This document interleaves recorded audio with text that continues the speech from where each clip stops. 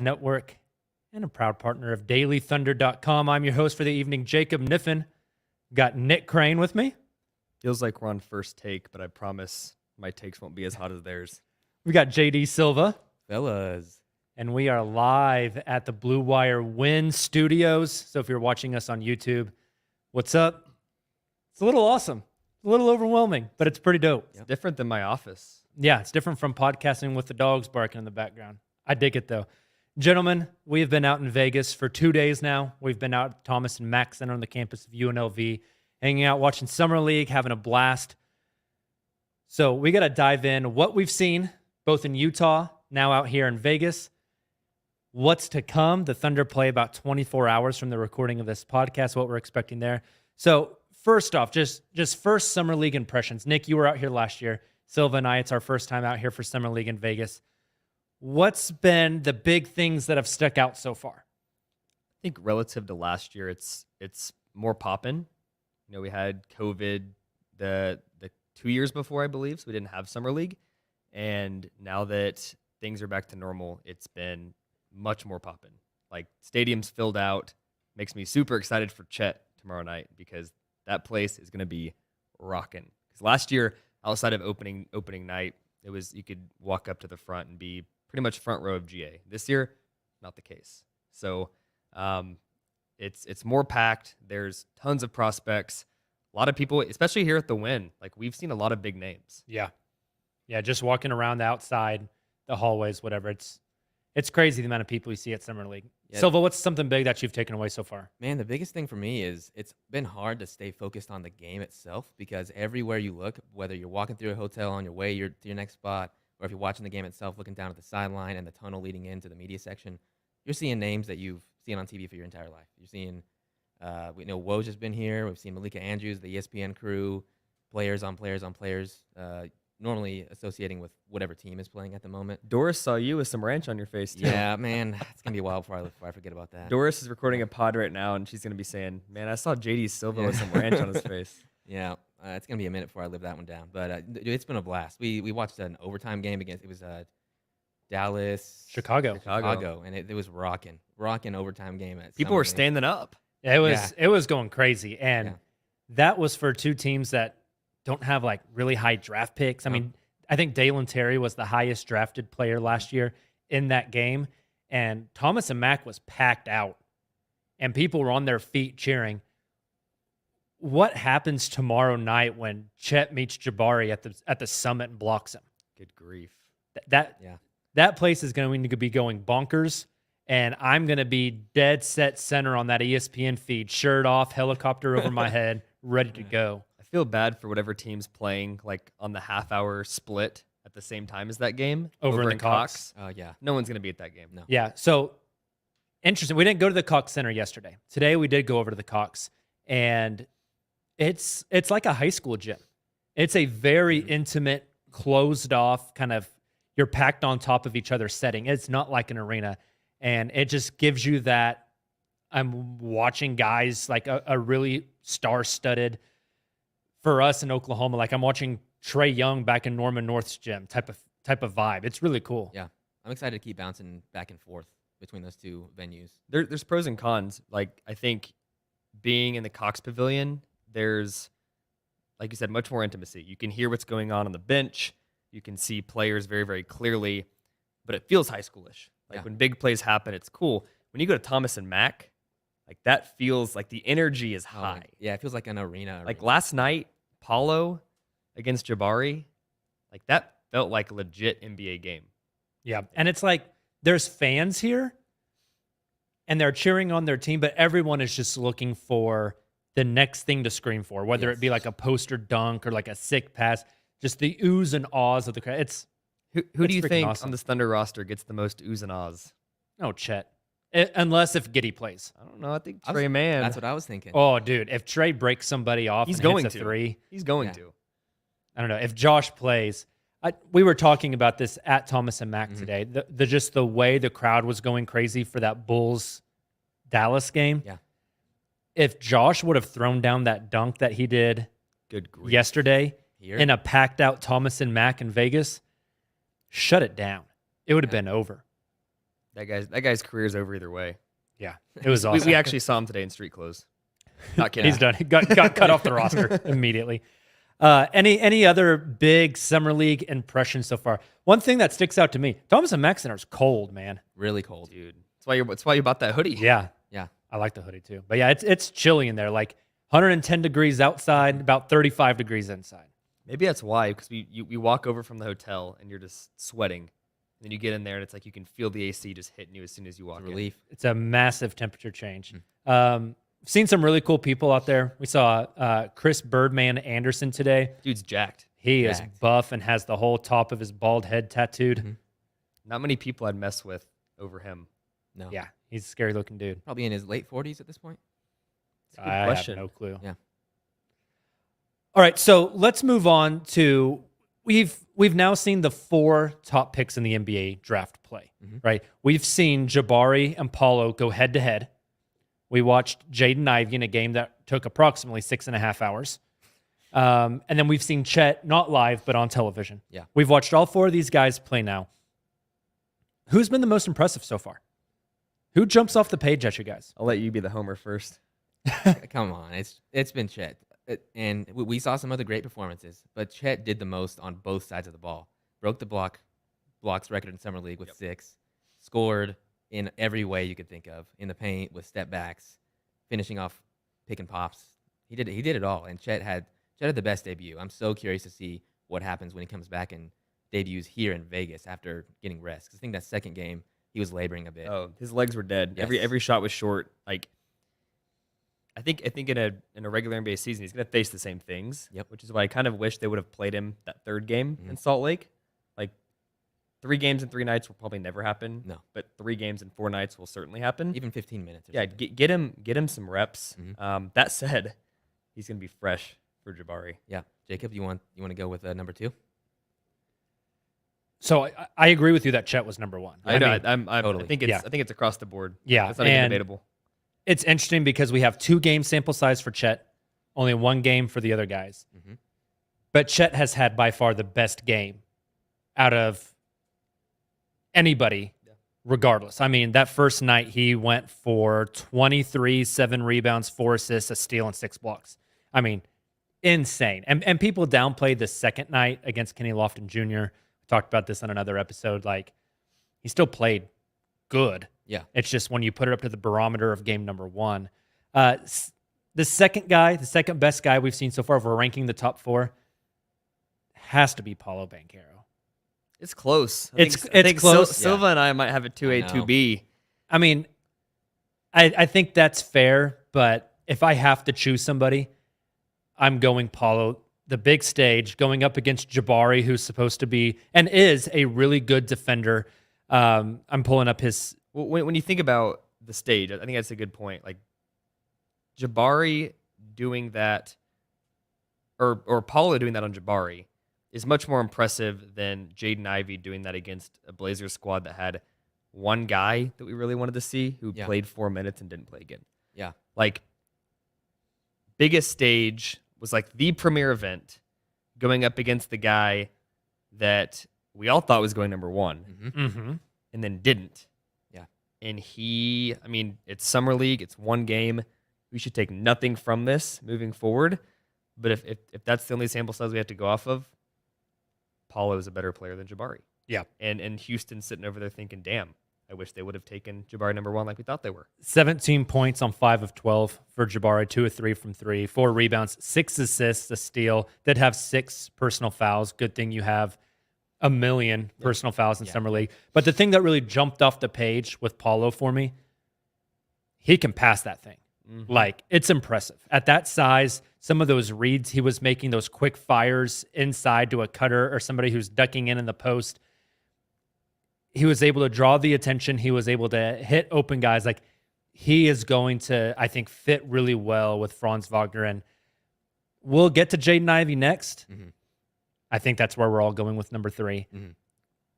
But just Paulo, the size, the touch on the jumper, thought he played pretty good defense.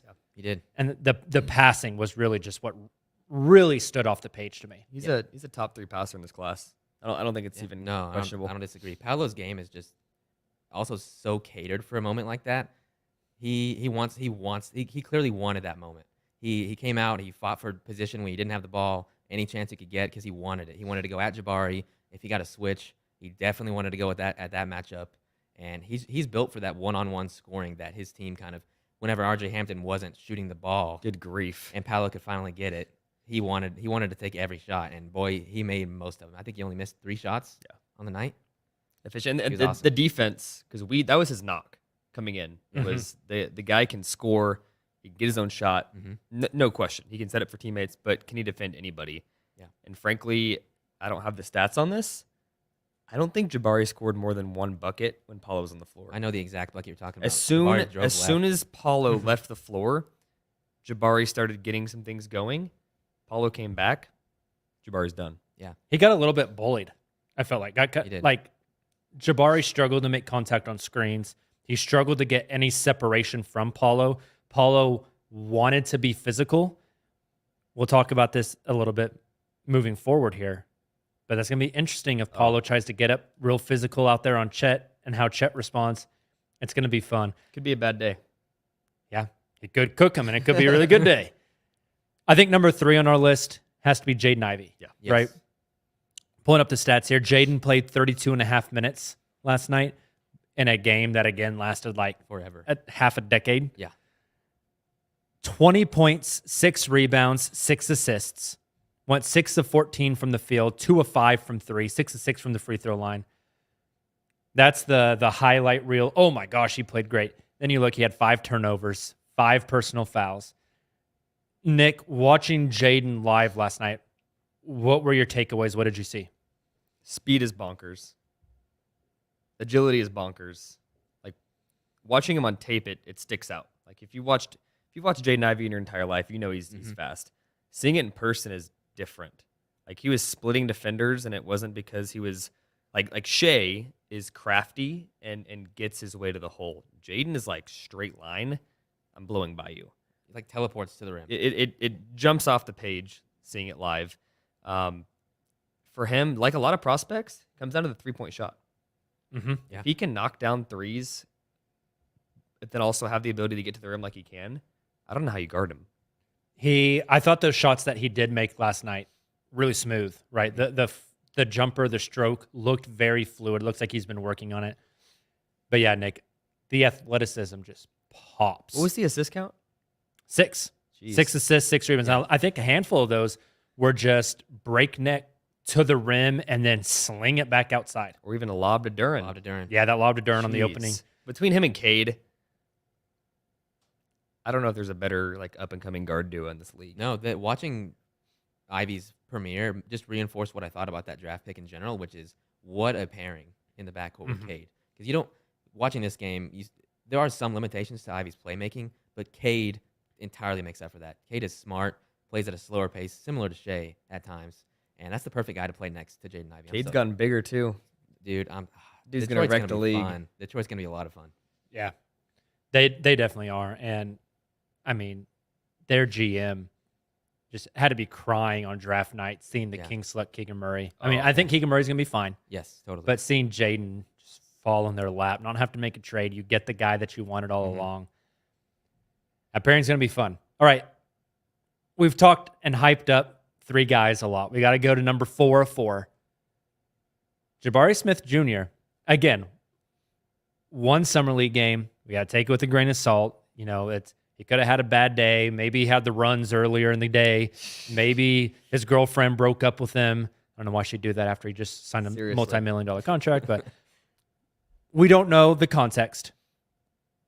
Jabari did not look good. You look nervous. He looked nervous. Yes. He looked scared. He looked like he wanted to avoid a lot of contact. Silva, you said this earlier that Paolo showed up like this is his moment. yeah. Jabari was the opposite. No, and I think it's because, like I said, Paolo's game is catered for that moment. Yep. Jabari's is not. It's mainly the concern with him coming in was his off the dribble game. Yep. And when you put him out on the floor with the guys he was playing around, guys that are still fighting for their NBA careers, Yep. who just want to succeed in their individual roles, weren't activating Jabari and the skill set that he brings. That was Houston's coaching staff should be fired. It was puzzling. puzzling. That was horrific. Yeah, we saw the first play of the Detroit game. They ran a play to get Jalen Duren a lot, and I was like, wow, Yeah. that was That's incredible. what you do. See? That never happened in the Houston That's game. what you do. They never drew up a play for Jabari. Maybe they're thinking, let's put him in situations that he's not comfortable with to develop it. But clearly that ain't it. I don't know. It looked like glorified pickup to me. It was pretty bad. Like Yeah. He didn't take a three till the third quarter, halfway through the third quarter. he took, I think he ended up taking 3 or 4 3-pointers. They didn't look like in college, that stroke, 45% from 3. Nuts. Insane. Yeah. Especially his height. You can't block a shot. You just can't. Mm-mm. They didn't look confident. No. And that's why no one's out on him after one summer league game. But the fact that he looked nervous, his shot wasn't falling, it didn't look like his shot. Opening night, 3 games into the season, we could be looking back like, who cares? Why do we even talk about this in the podcast? Yeah. You know? No, it's fair, but it's all the context we have so far, Yeah. right? Yeah. It's a wait and see. For the record, Jabari, 10 points on 4 of 10 shooting, 1 of 4 from 3, 1 of 2 from the free throw line, 7 rebounds, 3 assists, a steal, 2 turnovers, 5 fouls. Yeah. To me, what we saw from Jabari last night boiled down to this. He don't got that dog. Didn't look like it. He got that cat in him. I said this last night. If That hamster in him. If this was your first time, That sounds awkward. if this was sorry. your first time to NBA Summer League, and you just came out to watch basketball, didn't really follow the game, didn't follow the draft, and you just watched Houston, and someone said Houston got the number 3 pick, they'd probably say Tari Eason? Yeah. Or Josh Christopher? Didn't look like Jabari. No. And with his inability to dribble, I don't even know how he would assert himself on offense, like other than just pulling up every time he touched, like every time someone passed it to him. He has no way to do it other than one dribble to his left or right and pulling up. Or There was a few Ultimately. possessions where he snagged a defensive rebound and would like semi lead the break. You remember, it might have been the NBA. I can't remember who posted it on social media, but that robot that shoots and makes like all the shots. yes, And then they made another robot that can dribble. That's what Jabari looked like. That robot that dribbles. So he's not loose. It looks so robotic and uncomfortable. And I mean, whenever he would catch a pass in a half court set and try to put it on the ground and get past somebody, it's just like no pop whatsoever. Like there's just no athletic. It looks so rigid. I think I mentioned this maybe on Twitter, maybe in our Daily Thunder notebook. He reminds me the way he moved and played and dribbled and kind of processed things last night reminded me of Serge Ibaka in his OKC era. Yeah. Just kind of that robotic catch, shot not there, pass that way type of thing, right? It's this list of commands that he has to go through. There's not a lot of feel.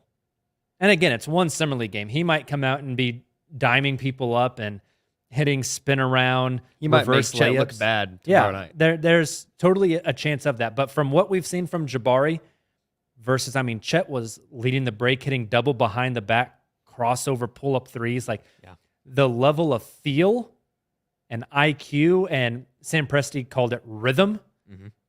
Like Chet's just got it. yeah. I think Jabari is going to look better in the regular season when he has Şengün passing out of the low post to him. Don't say that name on this podcast. I know, and I'm the biggest. I think you're a closet Şengün fan I'm after not. talking to you yesterday. I'm not backing away from it. And having Jalen Green, who attracts a lot of attention out there on the perimeter, I think he'll be able to fit into that as like a second, third option. But is that what you want if you just got the 3rd pick in the draft? He is young. We'll see. He is If young. It fits. He's very If it young. Fits. Yeah. All right, so we've kind of talked about all these guys. We've mentioned it a few times, but Thunder have 2 summer league games coming up. The first one, Saturday, 5 o'clock local time here in Vegas, 7 o'clock in OKC. OKC versus Houston. Chet versus Jabari. Yeah. For the record, Jabari was really the lone big. I guess if you want to consider Tari Eason a big and not a wing, you want to talk about a bat out of hell. Tari Eason. Tari Eason. He's just all over the place. Yeah. Speaking of dog in him, He's got some dog. that dude is. He's also got some crazy. He's a little bit of electric. rabid dog. He is electric. Yeah. Chet, Jabari tomorrow night. How do we see this matchup going? I'm assuming Chet and Jabari are going to guard each other. They're both going to be the bigs on the opposing teams. They're going to match up positionally. What are your guys' thoughts about this matchup? Oof. Let's start with the Chet Jabari aspect, and then we'll kind of go down the list of some of the other Thunder players in that matchup. I think that we're going to see that this is going to be the first time that we really see Chet defend on the perimeter. Like the first 2 games that we've seen him play have been against humongous guys. Yes. Like whether it's size or weight, like Kenny Lofton, short, but dude weighs 280 pounds. Yeah. Kofi, like broad. Taco Fall, 7'5", 311 pounds. Like Chet didn't have to leave the paint. Yeah. Against Houston, he's going to have to. And I think there's a lot of bigs. Rudy Gobert, for example, can't defend on the perimeter. I think it's going to be pretty telling. I think Chet did a good job in college, and he's always been a decent perimeter defender. But if Jabari's taken to the rack, there might be, not concerns, but like we might need to rethink how he can defend. I think that's fair. I also think in the limited time so far in Summer League that we have seen Chet defend on the perimeter, he does 2 things at a really, really high level so far. Number 1 is his ability to move laterally. It's not necessarily quick, but when your legs are that damn long, the space you make up. Yeah. And then number 2, whenever he closes out, he understands that he has a 7'6" wingspan. There's no need to jump to contest a 3-pointer. When you're closing out, you just get those choppy feet. You slow down. You keep that hand up. I think he does those 2 things really well. As long as he doesn't bite on Jabari pump fakes and let him get to the basket. It's also interesting because Jabari's kind of go-to move is that mid-post, take a couple dribbles, spin over his back shoulder and kind of fade off that and square up in midair. And nobody can really contest that because Jabari's 6'10". But guess what? If there's one guy that could contest it, it's probably the guy with the 7'6" wingspan. That's what I've been thinking about this whole time. If Jabari's going to succeed in this matchup, he's going to have to try this. I mean, the same things he was trying to get. He could not gain any position on Paolo because of how big and wide Paolo is. He's going to try that with Chet, and I think he's going to be able to get that position. But what happens when he takes the shot attempt? Chet's going to meet him there, I think. Yeah. It'll be. I mean, Jabari's biggest upside is that he's got a high shot release, and there's very few guys that can defend him. Yeah. Like he could catch the ball on the perimeter. There's a dude on him. He can still pull up over you at a high rate. Chet, not so much. On the flip side, how do you guys see Jabari's a hell of a defender? Yeah, he is. Yes. Like we're talking about Chet guarding Jabari, but Jabari has got to guard Chet, and I think he will be pretty good at it. How do you think?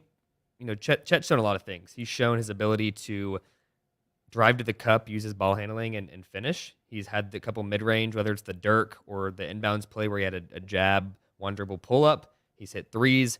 Like, where do you think Chet can best exploit a guy like Jabari in the opening game? Probably A, in transition.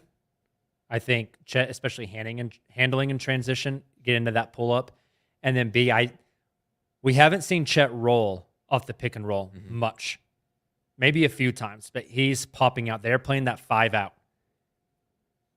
I think Chet popping, constantly putting Jabari in screening actions and popping out. If the moment that other team switches, the moment the Rockets switch, it's a pull-up. Because we said it's hard to block Jabari's shot. It's hard to block Chet's shot too. I mean, that thing is up there. And he shoots it so soft and so high. I think we're going to see a lot of perimeter game from Chet. Yes. I would like to see some like cuts and stuff, see him get to the basket. I don't know if they're going to start exploring that tomorrow night or not, though. I think we see a lot of Tari Eason on Chet too. Oh, that'd be fun. I mean, Be fun. I don't know if you guys saw last night. Tari Eason was guarding Paolo in the second half. he wanted that matchup. Jabari like kind of jogged over and like tapped him, was like, I got him. And Tari like waved him off. He was like, I got Paolo. Yeah. And he got My to guy. stop. He got to stop on that same possession. He can defend, and I think he's physical. I think you're going to see Houston throw Tari at Chet. Yeah. No, I agree. I'm so curious. Like, I kind of wonder if Chet is gonna search for switches off of Jabari. I do think he's gonna have a hard time separating off of him in the perimeter because I think that's Jabari's biggest strength. Yes. Containing guys on the perimeter. I wonder if Chet's gonna be running off of screens and stuff like that more. I think basically the opposite of what we saw out of Houston as far as like coaching and scheming. Chet's going to have a lot of plays ran for him to get him open and exploit that matchup a bit. Yeah, if Josh is playing and setting him up. Oh, dude, if Josh plays. Do you think the segment we saw this morning on ESPN with him talking about, he had a quote that said, like, if I'm able, I want to hoop. Yeah, I want to hoop. Do you think we knew he'd be here in Vegas. mm-hmm. He's on the roster. He's on the roster, but there's speculation he wouldn't play. Do we think he's going to play tomorrow? You're asking me right now. Yeah. And all of a sudden, I think he's playing. Ooh. I'm in. Let's do it. Yeah. That was a message to Sam Presti on national television. I'm here to hoop. We'll see. I mean, if he plays, I don't think because this is a 4-game tournament. Top 2 teams play championship game for the 5th game. Other 28 teams play just a random 5th game. I don't think, if Josh does play, I don't think he's playing less than 20 minutes. But I don't think he's playing more than Houston and Orlando. Oh, okay. So you're going a limit of 2 games. Yeah. Mm-hmm. I think 2 games, but also reduced minutes. Yeah. It would make sense. All right. A lot of Chet talk, but what about some of these other matchups in the Houston OKC game tomorrow night? We got J-Dub, got Ousmane Dieng, probably going up. Those two probably see time against guys like Josh Christopher. Mm-hmm. Yes. We've mentioned Tari Eason. Mm-hmm. Josh Christopher really likes to shoot the basketball. Yes. Not a big fan of the pass option. No. He's a good defender too. Yeah. What are you looking for out of like guys like J-Dub, Ousmane?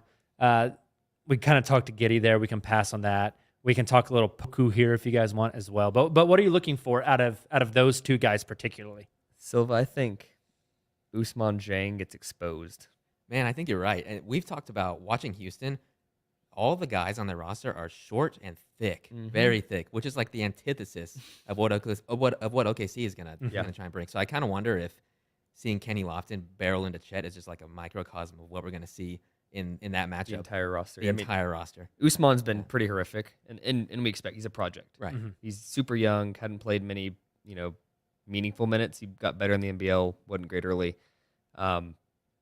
He's been bad against really bad players. Starting tomorrow, he's playing against actual NBA bodies. If he matches up with Tari Eason, There's no chance he scores the ball. I'm afraid Ousmane might choose to stop playing basketball. Yeah. Like Tari is Nick, you made the comp. He's like a 6'8" Patrick Beverly. And Ousmane just lacks really much aggression playing basketball right now. I mean, Tari on the bench is clapping, screaming, smile. He's passion, energy, all the things you want. Ousmane is like, and maybe it's a cultural, we talked about this, cultural thing maybe. He's quiet and not aggressive. That's just the anti-him. It could be his like kryptonite. Yeah, Tari Eason reminds me of just watching like the Dukes of Hazzard intro where there's that Dodge Challenger just gunning it and jumping, and Ousmane is like really efficient, like Prius, just kind of cruising real quiet. Prius these days, Prius, a lot of value in Prius. For what it's worth, Silva's comps at Summer League have been nothing short of amazing. Been good. I've been feeling it. Can't lie. Do you guys think He said Ty Washington's built like Mike Wazowski. It's hard to get much better than that. Do you think Trey Mann versus Josh Christopher ends up becoming a shootout at some point in this game? I kind of hope so. I think Josh Christopher wants it too. Yeah. I think Trey will try to play within the offense. Like, this kind of goes back to that organizational coaching philosophy that we talked about. After what we saw last night, is the Rockets coaching staff going to look at Josh Christopher and say, hey, move the ball, stop? No. No. Not at all. I mean, but they'll tell Trey that. Oh, yeah. Oh, Hey, for sure. Is Josh Christopher like a chaotic, evil version of Trey Man? I kind of like that. A lot thicker. He is a thick Dude boy. is strong. When he drives the lane, like Ousmane, going back to him, he drives the lane, he sees contact, he either tries to fading or doesn't like getting into it. He likes to float a lot. He doesn't like to attack the rim. Josh Christopher uses the defender's body to his advantage. He like stays on you, and when he's ready, he bounces off and comes off of you. Yeah. Let's talk a little bit of J-Dub, specifically this Houston game. Taking pictures for Chet. I want to see J-Dub guard Josh Christopher. I want to see J-Dub guard Ty Washington. Hell, I want to see J-Dub guard Tari Eason. Oof. That's a wingspan. Big thing to ask. I know, but I still want to see it, right? Yeah. What's Summer League for if it's not for just trying shit out? Something I want to see how he looks guarding those dudes that are at a little bit of a higher level, and I really want to see if the efficiency stays around. Well, we keep talking about Tari Eason, we talk about Jabari, these guys that are really good defenders. J-Dub just has I keep referring to it as funky. He's just got this funky style, this funky pace that is off kilter and herky jerky. It's got a lot of shade to it. I want to see how that works going up against more elite athletes than what he's seen so far. I think J-Dub will be pretty key. Silva, you mentioned this. Thunder, long, skinny, athletic. J-Dub is all of those things, but also has some weight on him. He does. Yeah. He's going to be key guarding. I think Josh Christopher is going to be his guy. I'm looking forward to that matchup. Yeah, J-Dub is a lot stronger than I realized. A lot stockier. Yeah, that matchup is going to be awesome. I can't wait to see J-Dub in person, too. I want to look at that wingspan. He's big. I want to see it. We saw him on TV tying his shoe without bending over. Yeah, no crap. Monday, the Thunder are going to play the Orlando Magic. The big one there is Paolo versus Chet. A little bit of context. We've seen that matchup before. Yeah. It was back in November, I believe, Gonzaga versus Duke early on in the college season. I believe that was here in Vegas. May have been. It may have been in Vegas. I believe it was. Yeah, because that's when Paolo had the cramping issues. And Imagine that. Some questions popped up. Maybe he'll cramp against the Thunder. Duke won 84-81 against Gonzaga that game. Chet in 29 minutes went 8 of 13, 16.7 rebounds, 3 blocks. Paolo, 30 minutes, 8 of 17, a little less efficient, but 21 points, 5 rebounds, 2 assists. The big narrative out of that game, though, was that Paolo kind of dominated Chet. We saw Paolo kind of bully him a little bit early. You don't see the clips where Chet blocks him later on in the game and adjusts, something I think is kind of a theme with Chet. Yeah. Maybe gets bullied early, adjusts late. Do we think Chet and Paolo primarily guard each other? And what are you looking for out of that matchup? That's tough. I think the trend continues. I do think Chet will guard Paolo quite a bit. And similar to like every clip you can find on the internet of Chet getting bodied in the post comes early in the game. It does. And he does a really good job of adjusting. It's him adjusting, but it's also team defense. Like the Kenny Lofton, when he came in there, it just power drill. No one's there weak side to help. Like that just doesn't exist in the NBA. No. It's going to happen. I will bet you $50 right now, one of the first 5 offensive possessions for the Magic, Chet's going to get freaking bodied by Paolo. Absolutely bodied. It's going to make the rounds on Twitter, but he will Chet's adjust. also going to get him. Oh, for sure. Yeah. Multiple times. Yeah, I do think those are going to be, and it should be, primary matchups on both sides of the ball, guarding each other, because if you're not going to put your best player against the other team's best player, what are you doing? I think we're going to see JRE get some time on Paolo. I think Paolo is primarily going to guard Chet, though. And we talked about Paolo being physical with Jabari, not letting Jabari get to his dribble, not letting him do stuff. I'm going to be interested to see how Chet responds to that. Because from all accounts out of Orlando, what their coach has been saying publicly, what they've kind of just been talking about, what they want to see out of Paolo, they want him to like be a physical force. It's going to be interesting to see how Chet responds to that. I think Jerry will be very key in this matchup. I think JRE can do a good job against. He's not going to shut him down. He's the only guy that's strong enough, but also quick enough. And just fundamental. Yeah. He's not going to foul him every time. He's not going to jump on pump fakes. It's going to be a fun matchup. Poor JRE. We saw him at Thomas and Mack today walking around. There's nobody stepping up to this man saying anything.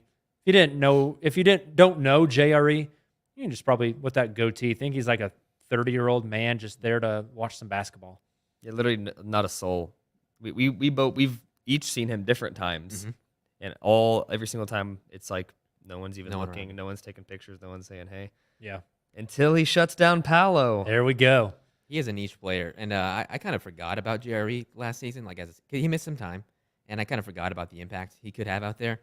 I think we're all going to grow to value JRE a lot more this year, especially if he's covering up for Chet and some of the weaknesses he may have. I think he starts. Yeah, I agree, and that's probably the right move. At least the guy with size like him will start. Mhm. next to Yeah. Chet. Gentlemen, before we log off today, hottest take from Summer League so far, because it's pretty damn hot out here. We mentioned, I think today is like 111. Dude, we had Shaq's Oh, fast food like chicken place today. Big chicken. so good. It was incredible. Mhm. But walking to Thomas and Mack, I felt like that poor little chicken tender getting tossed in the fryer. I was cooking on that blacktop walking out to Thomas and Mack. It's hot here, so give me your hot take from Summer League so far. Silva, you go first. I was hoping you had one loaded up. Mine might be that I think Chet is going to come out and be the best player in Summer League in Vegas. I think he's going to come out and be much more prepared physically. He's going to be coming off rest. I think Chet's just going to ball out and be the best player at Summer League, and his odds for Rookie of the Year are just going to get better and better and better as days go by. My hot take is, and only because he plays for the Kings. Uh-oh. Uh-oh. Uh-oh.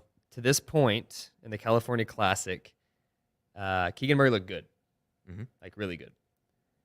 Now that they're playing against better competition, and again, Summer League doesn't matter. I don't care if Right. it's California, Salt Lake, Vegas, whatever. Mhm.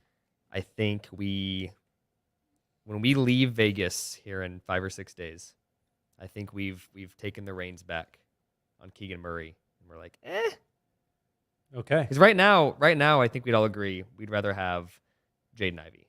Yeah. But it's not like Keegan wasn't a bad pick. Mhm. I think the narrative starts to build by the end of by the time we leave here. I think they play Detroit at a certain point in this. Oh, that's gonna be Yeah. I think it's tomorrow. They definitely play Mhm. before we leave. that's Huge.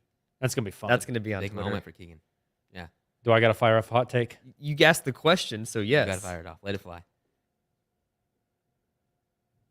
Shaden Sharp has played 3-4 minutes of Summer League. Yeah, Forgot about him until this very moment. seriously. That's all we see until October. Oh boy. Oh, God. Yeah, The mystery continues. he got an MRI today. Throw that man in Scooby-Doo because he's the mystery machine. Was that Oof. bad? Oof. Was You that a know, bad one? We all have our ups and downs. I think. I mean, Dame signed his extension today. Mhm. Before everyone says that means Dame's sticking around. Yeah. Dame's going to make That just means Dame. They offered Dame $60 million a year, and he said sure. Yeah. At 36 years old, that man is getting $62 million. Yep. I wouldn't say no to that contract either, especially No. because you can literally walk to your There's a player option. you can walk to the ownership any day you want to over the next however many years and say, hey, I want out of here. Yep, start the rebuild. I saw a tweet earlier that those 2 years, just the 2-year extension he just signed, totals Chauncey Billups' career earnings. Yeah, I think he's. That's crazy. I think he's. At the end of this contract, he'll be 461 million career earnings. I thought it was over 500. Was it? Maybe Might be. It's close to half a bill. Yeah. Yeah, more and more NBA contracts are going to start to look like this. Just wait until the new TV money hits. Yeah. It's going to be wild. Mhm.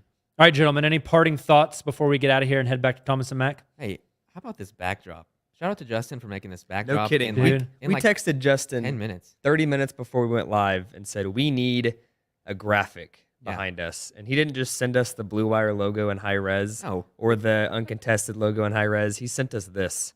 incredible Hey, work. No, he didn't send us this. He sent us this plus 3 others and 4 said, options. take your choice. Yeah. While trying to put the kids to bed. Justin's the GOAT, man. Parting thought. Thank you to Blue Wire. We joined the Blue Wire family. I mean, many years ago. It seems like early on. Very one of the first pods. To see them grow, to see us grow. We're sitting here in Las Vegas at the Wynn, watching people walk by, video us. I mean, it's crazy. It's come a long way. I would have never guessed whenever we started the Uncontested podcast Mhm. that I would be at Summer League, all expenses paid, Mm-hmm. sitting in the Wynn, which I would never even dream of staying at. I teach for a living, dude. I can afford this. Recording in a just absurd. It's nuts. Absurd. It's incredible. It's been a blast. What's our next day here? We are back here on Monday, so make sure you guys tune in Monday, 1 p.m. Try- local time, 3 p.m. back in OKC. Hopefully getting a Central Time. guest. Nothing's locked in, but Yeah. we're trying our best. We are trying our best, and if it works out, it'll be a fun one. Yeah. So No doubt. awesome. Hey, thank you guys for tuning in, hanging out with us. We really appreciate it.